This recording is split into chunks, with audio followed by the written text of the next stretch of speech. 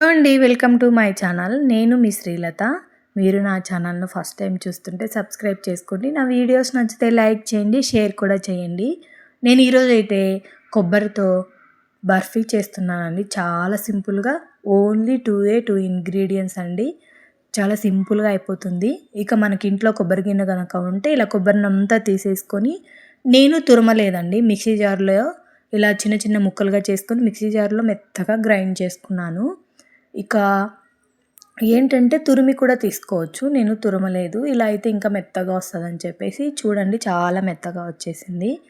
ఇంకా ప్యాన్ పెట్టేసుకొని ప్యాన్‌లో ఒక 2 స్పూన్ల నెయ్యి వేసుకున్నానండి. ఇంకా ఆల్రెడీ గ్రైండ్ చేసి పెట్టుకున్న కొబ్బరి పేస్ట్‌ని తీసుకున్నాను. ఇదైతే ఈ కొబ్బరి ఉంటది కదా!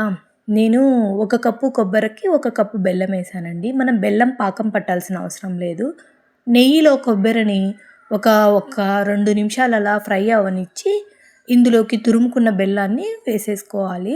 ఇంకా మీకు బెల్లంలో ఏమైనా అంటే రాళ్ళు అట్లా ఏమైనా ఉన్నాయి అని అనుకోండి, మీరు కొంచెం కరగబెట్టి ఏసుకోవచ్చు.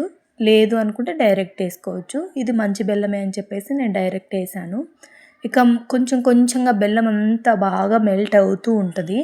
ఇక 2 ఇలాచీలు ఇలా దంచేసుకోవాలండి. మంచి స్మెల్ వస్తది.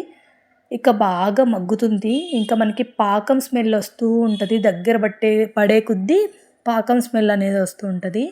ఇలా ప్యాన్ నుంచి సెపరేట్ అయ్యేటప్పుడు స్టవ్ ఆఫ్ చేసేసుకొని, ఇక ఏదైనా ఒక బౌల్‌లోకి నెయ్యి రాసేసుకొని కేక్‌లా అయినా కట్ చేసుకోవచ్చు. లేదంటే కొబ్బరి ఉండల్లాగా కూడా చేసుకోవచ్చు. నేనైతే ఈరోజు పిల్లలు ఇష్టంగా తింటారు కదా అని చెప్పేసి కేక్‌లాగా కట్ చేద్దామని చెప్పేసి బాక్స్‌కి నెయ్యి రాసేసి బాక్స్‌లో పెట్టేసి చల్లారనిచ్చానండి.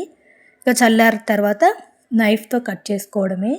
ఇక చాలా స్మూత్‌గా ఎంత బావుందంటే నోట్లో పెట్టుకోంగానే అసలు మెల్ట్ అయిపోయేలాగుంది. కమ్మగా టేస్ట్ వస్తుంది.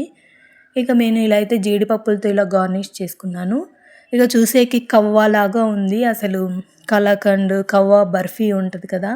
అలా అనిపిస్తుంది చూసేకి. చాలా సింపుల్‌గా ఎంత ఈజీగా చేసేసుకోవచ్చు. 10 నిమిషాల్లో అయిపోతుందండి.